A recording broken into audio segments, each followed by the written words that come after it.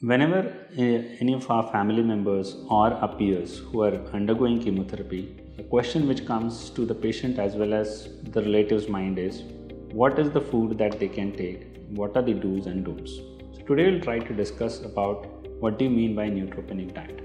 So whenever a patient is on a chemotherapy which is known to bring the WBC count down to thousands or 500s or even below that, you are expected to follow a few specific rules so that you don't get infection. So the basic motto behind neutropenic diet is you don't give them food which can carry an infection risk or the pesticide risk which will increase or allow the cancer to grow.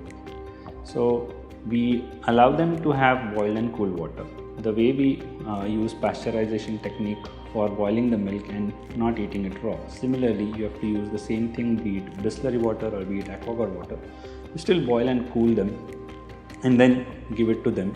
And they have to maintain an adequate hydration of at least 2 to 3 liters per day unless they have renal issues. Now coming to the food part of it, they shouldn't have anything raw or shouldn't have fruits which have pesticides sprayed on it like grapes or apples, which we don't eat without the skin. So they would be allowed to eat oranges or bananas where they can peel off the skin, they don't eat it with the skin, and only the fruit can be ingested, which can be taken 2 or 3 times a day. But whenever a fruit is open, it has to be ingested within 30 minutes of it opening and not allow it to remain still.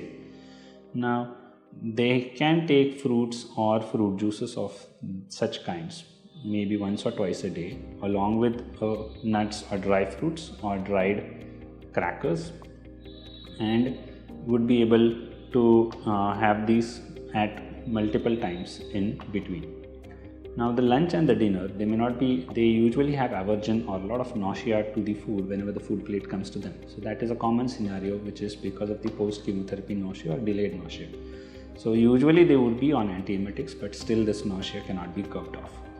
So they have to be on food which can be easily digested. They can have rotis, chapatis or bhakaris, but it has to be served hot. You have to prepare it within 30 minutes of while we are preparing for the lunch.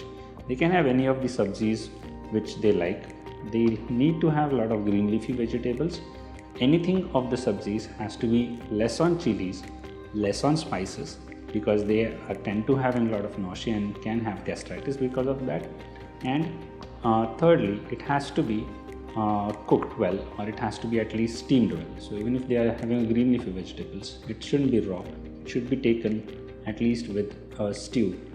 And whatever sabzis that we are making, let them have a bit of water so that they can ingest and it will be easy for them to take it down. They need to have small frequent meals. So we may not be able to have normal lunch and dinner in them.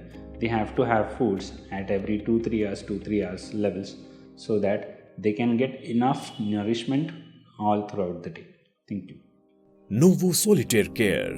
Hope, trust and care.